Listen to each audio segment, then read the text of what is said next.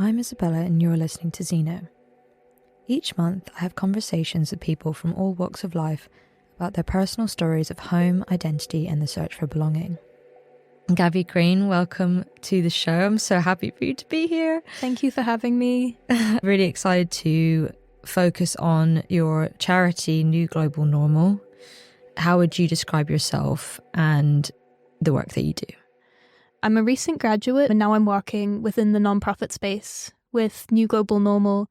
I would describe the work that I do as engaging with ideas of intercultural communication and active global citizenship from a youth empowerment perspective. So one of the core aspects of NGN is that it is youth-led and it's by youth and for youth, and trying to help youth engage with ideas of what it means to be an active global citizen, why that is important in this current society that we live in, and engaging with ideas of intercultural communication. How can we work on this as a tangible skill? And how can we apply this to not only our academic lives, but also our personal and our social lives as well? It's so powerful to hear you talk about these things. The idea of global citizenship is something that I personally find very interesting, and particularly your framing of intercultural communication as being a skill, I think is really a helpful perspective to have. For me, I find that insightful because it then becomes not simply something that people of third culture or intercultural or marginalized backgrounds as having to communicate their own lived experience, but it becomes more of a conversation around what cultural lens do all of us each have, and how can we widen our perspectives around that, rather than it being an onus on one marginalized group to have to explain. Yeah, for sure. I think ideas of global citizenship and intercultural communication, there's a misconception that in order to practice global citizenship, you need to travel. You need to have the means to travel, or you can only engage with global citizenship if you have a background that, if you're a third culture kid, it almost forces you in a way to engage with these ideas of communicating interculturally and engaging in cross-cultural spaces from a very young age. With New Global Normal, what we're trying to do is tune people to the fact that everyone has a unique cultural lens, and everyone's cultural lens is beautiful and a unique amalgamation of experiences, the thoughts, our parents, our upbringing, the places we've lived, the experiences that we've had in different places, and they all affect the way that we see the world, such that no one's cultural lens is quite the same. Mm-hmm. And that is something that is important firstly to acknowledge, that we all possess this lens that affects and colours the world in a unique way. But it also is an empowering idea. Because if we can actively engage with not only our own cultural lens, but with other people's cultural lens, then it enriches what we're looking at. And it can help us bring new ideas and perspectives into a space and hopefully make the world a more peaceful and fulfilling place for people to live in. Absolutely. The thing that I find helpful in your framing of it being a lens is it neutralizes a lot of the perhaps negative ways of going about this conversation, right? So for example, if I think about things like power and what that means, if you're able to acknowledge, okay, we all each have a cultural lens through which we view the world, that then takes the punch out of people's resistance to engaging in that conversation. And it takes out, I'm hoping, the idea of any one culture being the default culture, which unfortunately is implicit in many framing of culture in the media, and how we interact with culture in our everyday lives. And so I'm hoping that framing, understanding culture through a lens will help people realize that, and just enrich discussions of culture and hopefully decrease prejudices. And because if we're all attuned to this, it's not something that others possess. There's this idea that culture is something that others possess. I don't have culture, others have culture. And it exoticizes notions of culture, which is very dangerous. So it's this idea of, no, we all have a culture, and each culture that we have is beautiful and it's worth exploring and engaging with. And that gives people a sense of pride. But it also, I'm hoping that the idea of a cultural lens rids any value judgments. It's not a positive or a negative thing. It's just a fact of reality that we all view the world through this unique lens, and it's important to engage with that. How do you answer the question, where are you from, and what truths are missing from the answer that you give? It's tough. I think it's very contextually important. What context I'm in will determine the answer I give, who the person asking where are you from is, because it's a very loaded question. Usually what I say is, what I've said in the past is where I'm currently living. I've always thought of home as something that's mobile. It's where my family is. So to give background, I'm an Australian citizen. I was born in Australia. My grandma's Sri Lankan. So even just from a purely my passport and my genealogical background, there's already multiculturalism that I was engaging with at a young age. And when I was 9 years old, I moved to Hong Kong. I stayed in Hong Kong for a while. When I was around 14, I moved to Korea and I lived in Seoul until I was 19. Then my family moved back to Hong Kong. And then a few months later, I moved to Scotland for university, where I spent the past 4 years. So very complicated and difficult to explain. And honestly, it's difficult. And I go through scenarios in my head answering that question. If I'm saying Australia, it doesn't feel right. Because in a very superficial sense, someone will be, what's the weather in Australia? My answer will be, I don't know, I haven't been there since I was 13. So there's truths missing. If I say I'm from Hong Kong or I'm from Korea, there's a sense that I don't speak Cantonese, I don't speak Korean. Yes, I was engaging within those cultures, and that's where, especially South Korea, is where I spent my formative years, but it wasn't the culture of my family. So I feel I'm occupying a space that I shouldn't. So it's a difficult question to answer, and I've gotten bizarre responses. For example, when I was in America one summer, probably around 2018, and someone asked me the question, where are you from? And at that point, I was living in South Korea. So I said, oh, I'm from South Korea. And their response to me was, you speak very good English for a Korean, which is just a very bizarre statement on so many levels and speaks to how difficult this question is, especially when you occupy different spaces simultaneously. And I find it hard because I feel home for me is Asia, is East Asia. I feel most at home in South Korea. I feel most at home in Hong Kong. And South Korea is a difficult place to grow up in as a foreigner. It's the most beautiful culture in the world, and the food. And I'm so grateful that I've had the opportunity and privilege to spend my formative years there. But it's not an easy place to be a woman or to be gay or to be a foreigner. And these are all three different aspects of my identity that I started grappling with while I was in Seoul. And the school I went to, it was an international school, but it was majority Korean ethnicity. So feeling very alone there as well. What is implied by what you're saying is there's always something missing. There's always something missing. Growing up in Korea, there's situations. I remember I was at a hairdresser in 2018, 2019, and they asked me, where are you from? And I said, oh, I'm from Itaewon, which is where I live in Korea. And they laughed at me. And it wasn't a kind laugh. It was a laugh like, why is this white person saying they're from Korea when they don't speak the language, when they're not Korean? And that was confronting and something that I don't think I've fully honestly recovered from. And then coming to a space for university, which is white majority, and finding myself in a culture that I should feel comfortable in as a white person, but feeling totally alien and totally foreign it's a difficult experience, and it's difficult to because you feel as a white person, as someone with privilege, with income, and the ability through my parents and good fortune being able to grow up in such an international environment. I shouldn't find that difficult, but I found it difficult. So there's all these things going on. When someone asks me the question, where are you from? It's difficult to answer. So I revert back to, usually I just say, I'm from Hong Kong. Sometimes I go, I'm from Hong Kong, but I'm originally from Australia. Or I'm from Hong Kong, but I grew up in Hong Kong and South Korea. I try not to say Australian, which must be a personal insecurity sometimes, because I notice that as soon as I say that, people latch onto that part of my identity because it's the most understandable part of my identity. And then that's who I am to them. And I find that a very difficult space to occupy, an uncomfortable space to occupy. But one of the things I found in the where are you from question is that some people are not comfortable with a white person expressing that they're from Asia. And that's something that I found very difficult to almost, for me, where are you from? It triggers in me this justification Am I allowed to say I'm from Hong Kong? Am I allowed to say I'm from Korea? I don't know. It's a difficult question and it brings up so much. Why did you decide to launch New Global Normal? What were your motivations around launching it?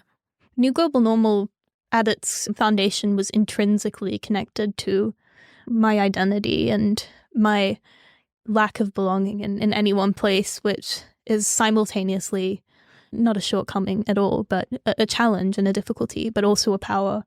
And during the pandemic, I was in Scotland studying university, and my parents were, the other half of my family was in Hong Kong. And it was a very strange feeling experiencing a global crisis that for the first time, the world was grappling with a crisis that truly didn't respect borders and that needed us to reach beyond our borders and to reach out to one another and to cooperate as an international human race.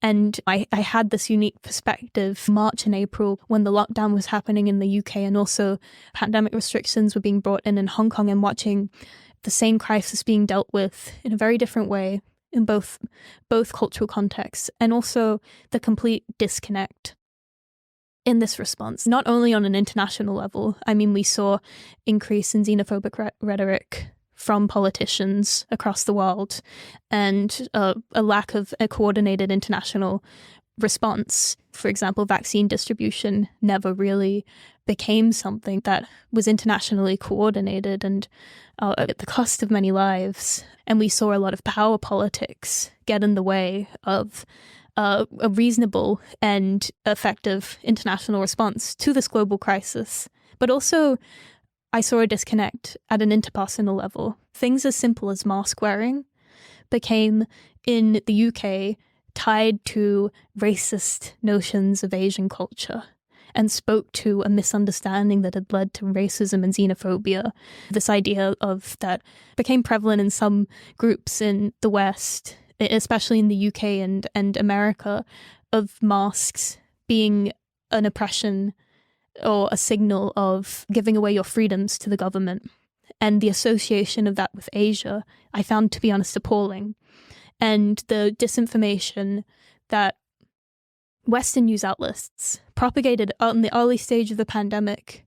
I mean, I remember the BBC ran a report very early on in the pandemic that I just was stunned by, basically explaining why masks are not an effective way of preventing COVID, which we know not to be true.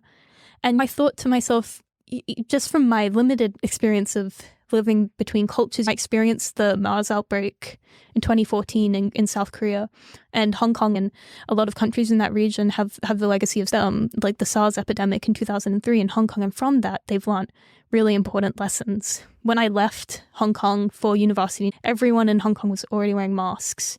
If there were spaces for effective communication across cultures, and if mask wearing was put in place in Western societies where it wasn't really a cultural norm, so many lives would have been saved.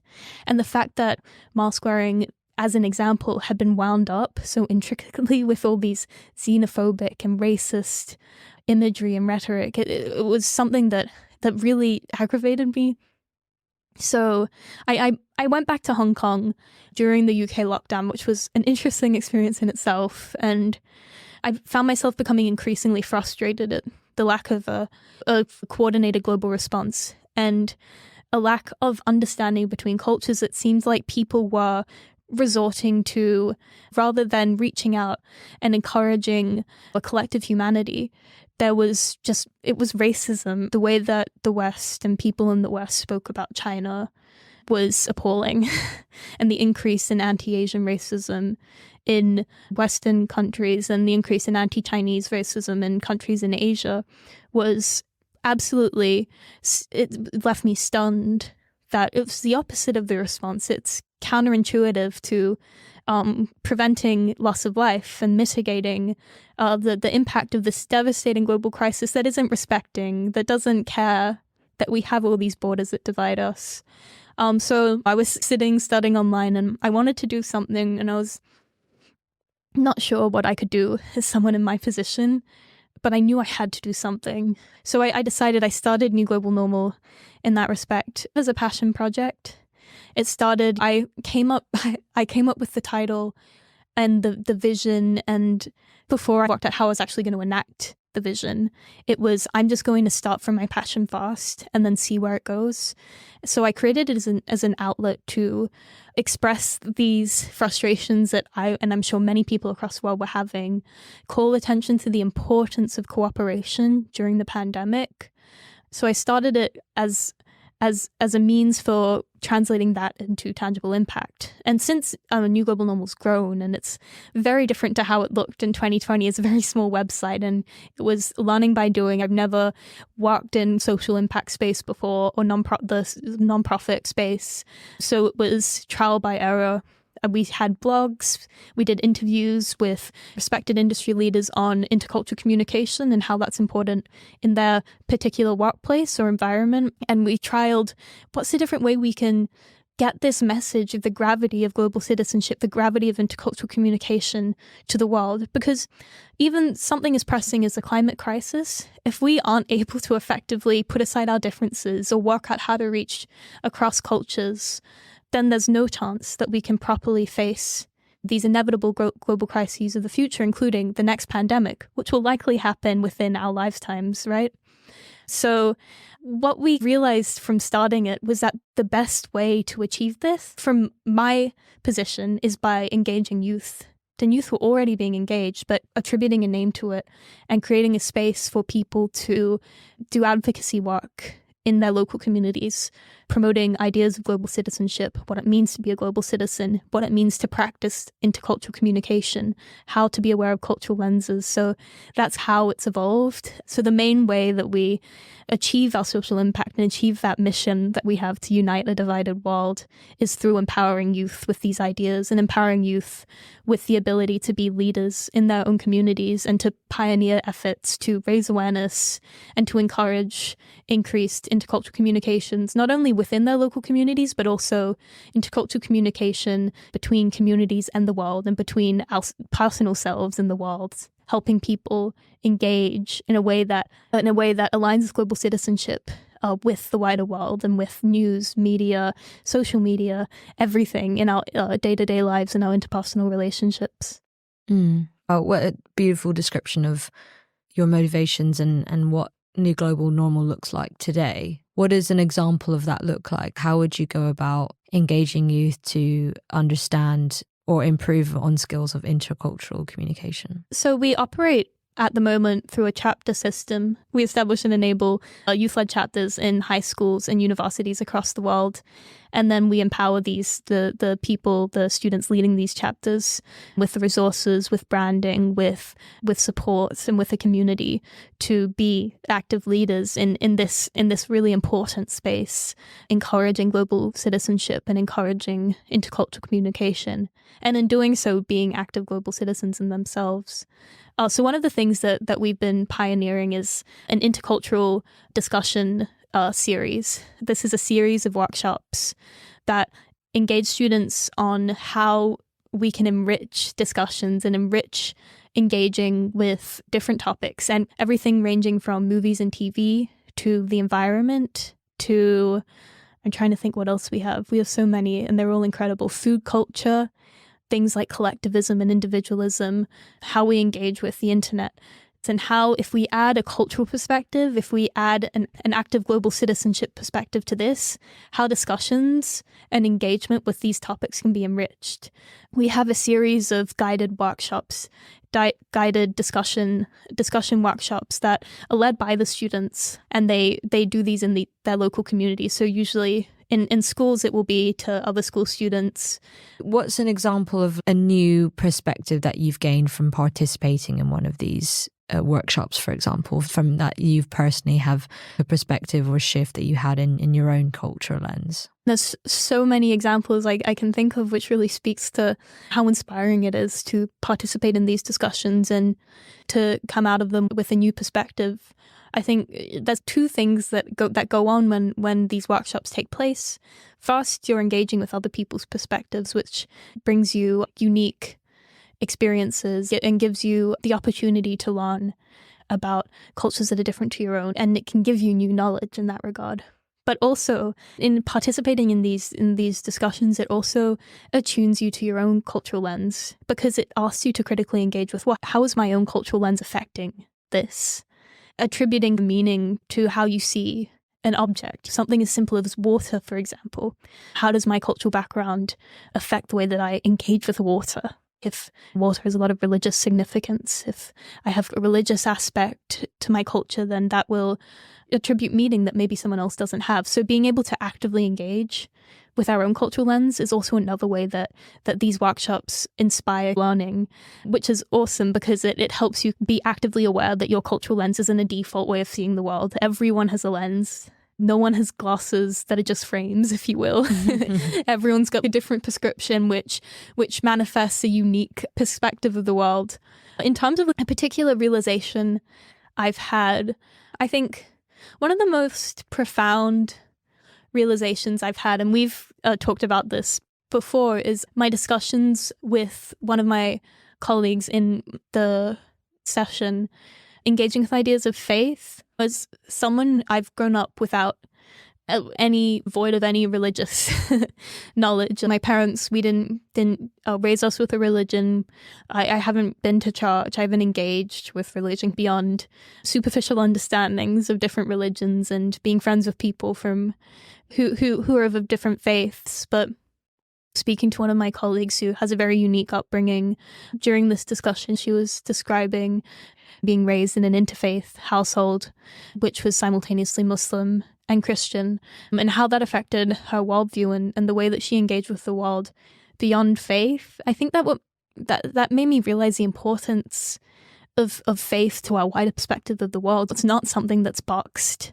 It influences so much of our cultural lens. And it's so much more than just a religious text or a practice. And that's something that I wouldn't have even thought to engage with beyond a superficial level if I didn't have that discussion with her, which is really incredible. I think another example is it was talking to how we can enrich discussions of nature and the natural environment by adding the idea of a cultural lens. And I think one of the questions was talking about different natural spaces and how they're used and the significance that they have to the community. So things like parks or walking trails or beaches, hikes, and starting to really think, well, they're not neutral spaces. They have a cultural significance attached to them. And one of the things that we engaged with in that discussion is the importance in many East Asian communities. My experience growing up in South Korea, being attuned to the fact that in Korea it's very important. There's a very intimate cultural relationship between elderly people, fitness, and the environment. So a lot of walking trails, Namsan, which is the mountain in South Korea, have along the walking trail, they have spaces for elderly people to practice fitness and to encourage movement. So they have machines and things to help with mobility. And that creates a very important and significant engagement with culture that's unique and it's very interesting to explore in a deep. I mean, you could do another whole discussion on the significance of that and what that says about Korean culture. And so that I think that the main thing is that literally anything, you can point to something and then start talking about it. And if you just add the idea of a cultural lens, it just absolutely enriches that discussion. And you come up not only by talking to other people and realizing, oh, wait, that's a perspective that I didn't have and I wouldn't have thought to have. It also, by being actively aware of your own cultural lens, you can almost critically take a step back and think in a meta sense about, well, how am I engaging with this? How are my own experiences and ideas and thoughts and worldviews and perspectives affecting the way I engage with this, which is really interesting. It's a very interesting thought experiment. It's an amazing tool in order to really engage everyone in that conversation in a more nuanced way, right? I mean, touching on what you mentioned about the interfaith perspective that you gained from your colleague, it's so interesting how much that is imbuing everything we see. That reminds me of how the phrase that we use for people who have mental illness, for example. So the word crazy, and how that would be translated into different languages. The word for that in Arabic is taken from jinn, like meaning like ghost or spirit. Oh, wow. So, and that has its own religious connotations. And that not just Arabic, but a lot of other countries, it has roots in the idea of being possessed, or like the spiritual illness, essentially, as being the root of your presentation. It's so like rooted in how we see things, like even at that basic level, the concept of like mental illness. Yeah. So it's amazing that you were able to gain that depth of perspective from your colleague in these conversations. And yeah, I'm excited to, like, as New Global Normal expands and grows, like over these coming years, I'm excited to hear more and more about the conversations and cohorts that you guys have, the chapters. What does it mean to you to be a global citizen? Like, what does that mean to you? It's something that I'm currently in the process of really turning into a tangible definition, and it's not easy. I've realized it's difficult to distill into a sentence or two. So the best I can do at this moment is describe it as a series of purposeful actions. I think in NGM we describe global citizenship, or the working definition we have is that we've distilled it into 3 ways of living, or ways of actively engaging with the world. So one is cultural humility, the idea that, and that speaks to the dangers of thinking of any one perspective as a default. It's important to, when engaging with other cultures, to rid ourselves of any natural hierarchy that we've developed in our minds, and to be open to exercise cultural humility. It almost speaks for itself to be humble of our own cultures when we're engaging with cultures that aren't our own, or cultures that we're not necessarily familiar with, and to be humble when we're working in spaces that are working in spaces where the cultures that we're surrounded by are not cultures that we would necessarily engage with in our day-to-day lives. The second aspect to that definition is cultural curiosity. So that's the idea that we need to make an active effort to expose ourselves to as many different cultural ideas, perspectives, experiences. And that's something that we need to manifest on our own. It's especially in the online world that we live in, we have literally the world at our footstep. And one of the things that we've engaged with before in NGN is the detrimental effects of confirmation bias and the limiting of perspective, and the idea of a bubble that gets developed in social media feeds, which is how many people engage with world events and countries and places and cultures that they otherwise wouldn't have access to in their physical worlds. And the idea of cultural curiosity is recognizing that we are given, whether it is going out and being exposed to the set of cultures that surround us, or scrolling on an Instagram feed, that we are given a set of cultural perspectives, and it's important to make an active effort to engage critically with those perspectives. Where are they coming from? What are they saying? What does their source tell us about the information they convey? But it's also important to make an active effort to widen the perspectives, to be like, for example, I have to make an active effort to get information. Living in the UK, I read the BBC. The BBC is very British focused, obviously, and focused on UK events. And it's important for myself to exercise cultural curiosity, to make an active effort to be getting news from other parts of the world, and also to recognize if I'm getting news about a part of the world that isn't the UK from a British news source, what does the origin of that news source tell me about the perspective that I'm gaining? What is that particular way of viewing the world? How is that affecting this knowledge? So being very aware of the fact that there's no such thing as unbiased media. Every media comes with a cultural perspective. So that's cultural curiosity. And the third way that we've tried to distill global citizenship is cultural knowledge. And this is I think it's from ideas of cultural competency, but for reasons we've decided not to use cultural competency, because it's been aligned with ideas of not culture.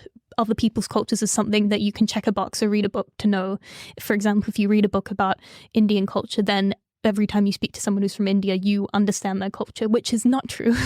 And if you exercise cultural humility, it can never be true, because everyone's culture is unique and deep, and there's so many different intertwining parts. So the idea of cultural knowledge is just expanding our minds in as many ways as possible to just understanding how different cultures work. For example, living in South Korea, a piece of cultural knowledge that served me very well there is that it's rude in South Korea to pick up a bowl and to eat with the bowl picked up in your hands, which is something that's very common in Hong Kong. And also in lots of Asian cultures, it's very rude to stick chopsticks into rice. And that has cultural significance attached to it that makes it not something that you should do. So that's cultural knowledge. So that's how we've distilled global citizenship into hopefully a digestible way of understanding it. I love the interaction as well between the humility, curiosity, and knowledge. It's really interesting to look at it through those three at the same time, because how easily can a person, as you said, mention, I read a book about Indian culture and therefore I know everything there is to know. But the humility is keeping you in check, and the curiosity is asking you to ask more. Mm-hmm. Yeah, I mean, to be honest, I wish a lot of people would just do those three things. Can we just make that normal? I know. I feel like there needs to be a disclaimer on every news website that this is coming from this has a perspective. There's no such thing. And it would just make the world automatically overnight 30% safer. It's amazing that you've framed it in that way. There's so many situations where if a little bit of curiosity and humility were applied, it would just transform the entire dynamic, right? It's even going back to the question, where are you from? That question can be applied in a more curious tone. Yeah. And in a way that doesn't feel pointed, and in a way that doesn't feel brutalizing.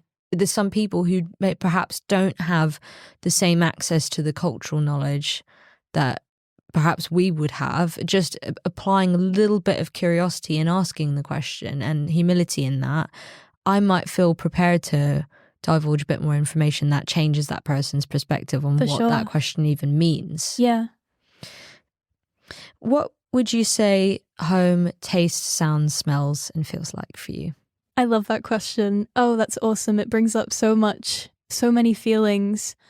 I think it's difficult because home's so many things in one. I had the opportunity to go back to Seoul for the first time since I left, and I went to the place that was run by an auntie and uncle, and that's where I went every day for lunch, and I had the kimchi jjigae, and the taste and the smell of it, I just completely brought me back to that time in my life. It was such a wonderful experience, and it was surreal to experience that, because I hadn't been back since 2019. So I think, the food is very significant, but simultaneously Korean food reminds me of home, but Sri Lankan food reminds me of home, and the strange connection I have to that part of my cultural background. My dad never went to Sri Lanka.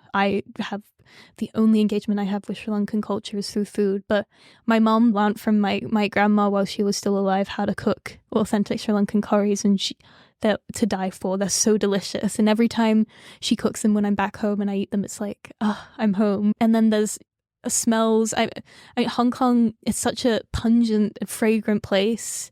The kind of walking down the streets of Mongkok, and you get the smell, the city gritty smell. Simultaneously, you get the most wonderful smell of dim sum. And the weird mix of those two smells, it just brings you to a place. I think it's tough because there's so many. There's not one particular taste, one particular touch, or one particular smell that reminds me of home. But there's these snippets, and when I experience them, it brings me to a very particular place where I felt a sense of belonging, and I felt a sense of, this is my home. Beautiful. What makes you most excited about the nonprofit?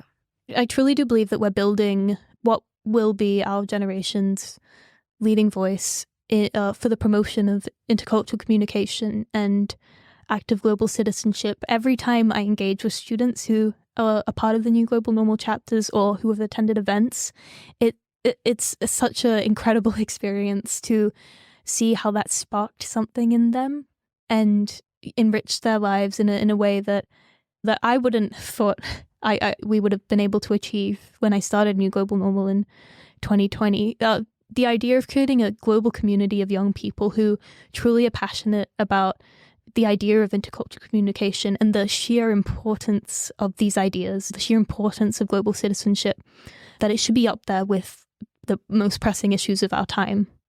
The climate crisis, the pandemic. We need to have, how are we actually going to work together to engage with these problems? So the developing a global community of young people who are all united in this passion to change the world for the better is what excites me most. And it's surreal to see it already begin to happen. It's incredible. I feel what you're doing is urgent and essential, and I'm excited for more and more people to have access to those resources and the skills, and to see it as something, it's actually a skill that you can, a muscle that you can strengthen, rather than where we currently feel left off, which is people being confronted with difference and feeling like, that's not me, I don't know anything about that. Yeah. And that's where the conversation ends. Yeah. And you express the frustrations at a global level around that. What feelings do you find difficult to describe to friends who aren't like you? I think it's the sense of identity, the sense of where I'm from, going back to that, who I am, what cultures I belong in. I find it very difficult to express to people that I don't know, and to express to people who don't have the same experience with living between cultures. My sense of belonging in Asia, I've found that a lot of people find it confronting or wrong, or somehow that I'm taking up a space that I don't belong in. And simultaneously, the gravity of the privilege that comes with saying that I'm because that doesn't come without resources and the ability to have had that upbringing. But I find it very difficult to express to people that weird sense of belonging. And I think I'm still grappling with it myself, because I can't comfortably say I'm from Asia. There's always a but. There's always, but I've been learning Mandarin since I was 6, and I feel like doing some psychoanalysis on myself, one of the reasons why I'm so passionate about Mandarin is that it gives me a tangible sense that I can use to justify saying I'm from that part of the world. If I can fluently speak Mandarin, then I can go to people and I say, look, I can prove this. But no, it's a tough thing to explain and to explore with people, and I found it tough to express, so I usually just don't express it. You point to the challenge of the experience of having a deep sense of belonging to a place when ethnically you are different. That's always a difficult thing to have to deal with. Yeah. And it relates to how superficial people can be, right? Because they just make assumptions about you and where you are and where you come from and where you belong to, what your affinities are, based on visual perception. And what is amazing about the work that you're doing is you're saying, no, we can actually move past that by learning the skills of intercultural communication. We can widen that understanding and not just revert to the superficial. Yeah, I think that the other thing that makes it difficult is that I can't myself say to myself, if I was in a room by myself describing who I am to myself, nothing I would say would sit comfortably, even just with me. I can't say that I'm from South Korea, because the experience I have with Korean culture is as an outsider. When I first moved to the UK, I used to bow at everyone. And then someone pointed out how weird it was to see a white person bow and hand the cashier money with 2 hands and bow my head. And I had to adjust my behavior consciously because of that. But that being said, still when I'm in Korea, unfortunately, a lot of people go out of their way to make that you don't belong there. So I've always experienced Korea as an outsider. So it's difficult and it's tough to navigate. Yeah, super challenging. And I found it really interesting how you talked about your relationship with Mandarin. I find language is always such an interesting point of discussion in these kinds of conversations, because it speaks to so much of that experience. So there's an author and academic called Jason Allen Payson. He's of Jamaican heritage, based in the UK, and he has written a lot of amazing nature writing, but one of his pieces called Primitive Child, and he's basically exploring his relationship to Jamaica and the more than human world and the natural world within Jamaica and the town that he grew up in. And a lot of that piece he's talking about his love for French and how he became enamored with the French language and became obsessive about it. And I've really deeply resonated with his exploration of that and why French for him was so important and so significant. And he talked about language as having a body, having a human body and a physical body, which is such a powerful image. And he talked about the idea that language, if you master a language, if you become very good at a language, it allows you to become someone other than yourself. And that for me was mind-blowing. I've never thought about it that way, but it really does actually feel like that. Yeah, that's so fascinating. For me, I've always been so passionate about languages, and I love the experience of speaking another language and being understood and seen by a person of that culture in speaking their language and understanding nuances about their culture and nuances about their history and the poetry or authors or writers, all these things. And it does for a moment allow me to be someone other than myself and the person who I was born. And there's something liberatory about that. Yeah, for sure.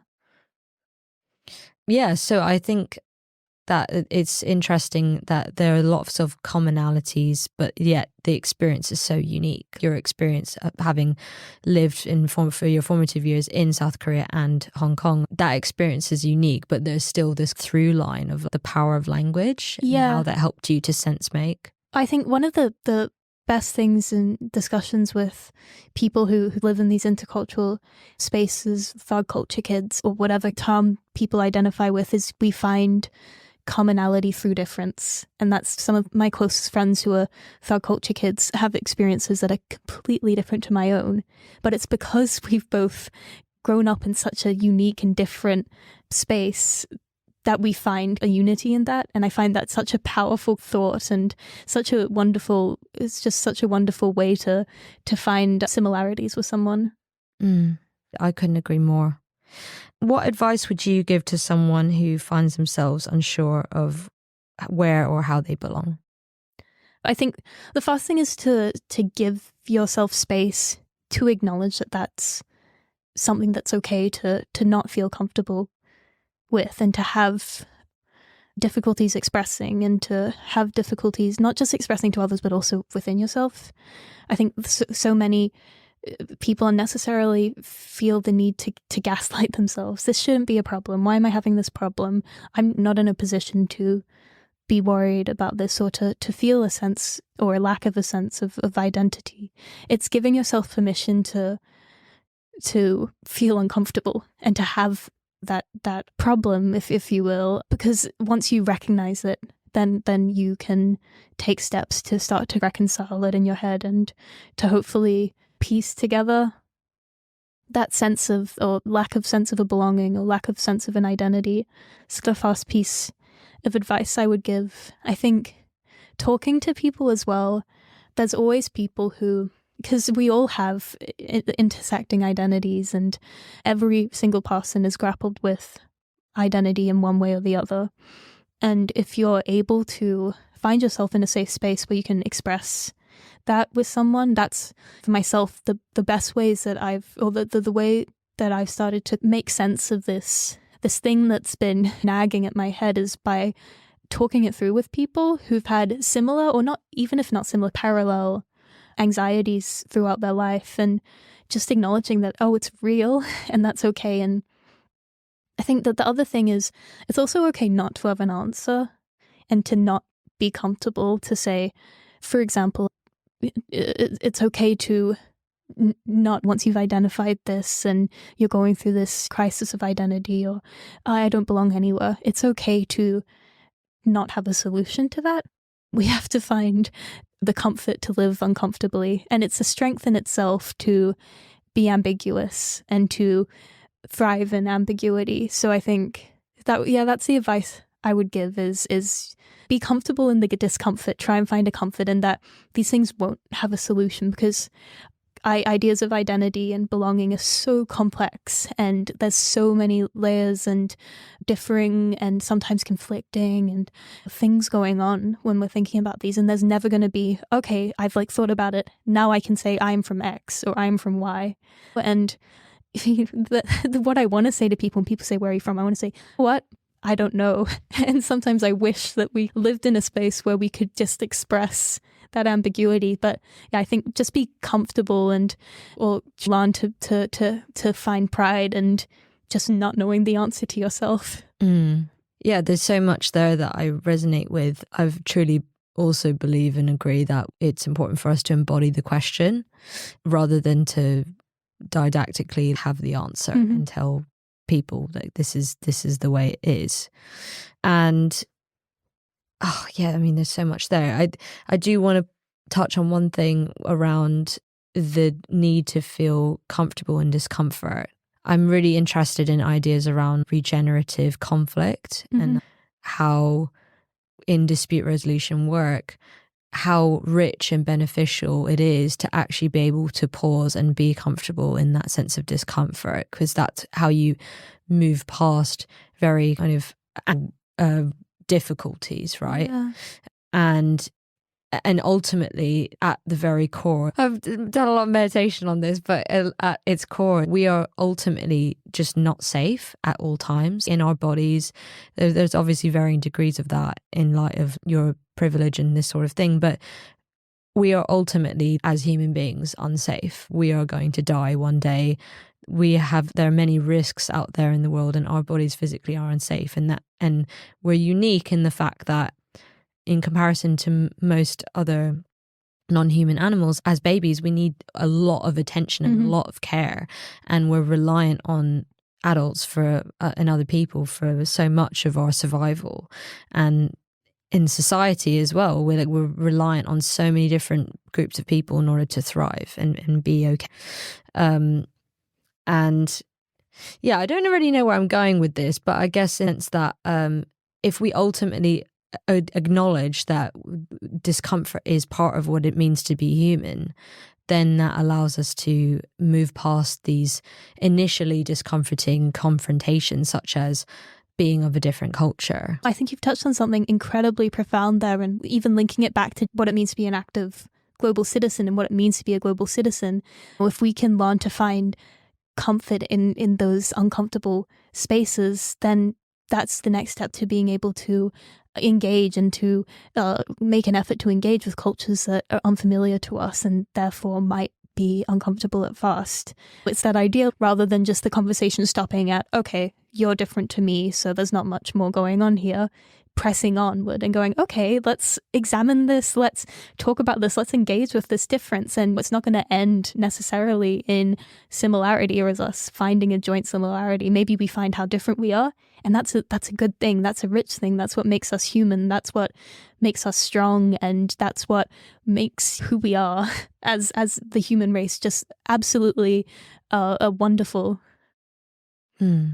I think that's a perfect way to end this conversation, and I feel like we're probably going to need episode 2 version of this as well, because I would love to, at another time in the future, talk to you about exceptionalism and humility, and in light of your dissertation. So to be continued. There's more in the future to come. And finally, if people want to find out more about you and New Global Normal, where can they look? So the best thing to do would be to go to our website. So that's newglobalnormal.com. All updates and things that are going on, information on chapters, what our chapters are doing. If you want to get involved, how to get involved will be on the website. We also have an Instagram that's at New Global Normal. And you're also able from that Instagram to access chapter specific Instagrams as well, if you want to see what our chapters are doing and the social impact that they're having in their local communities. That's wonderful. Thank you so much for having me. You've been listening to Zeno. To stay up to date with our monthly episodes, you can sign up to our newsletter at zenocast.org or follow us on Instagram at @Zeno_pod. Our theme music is composed by Alex Julian Edwards.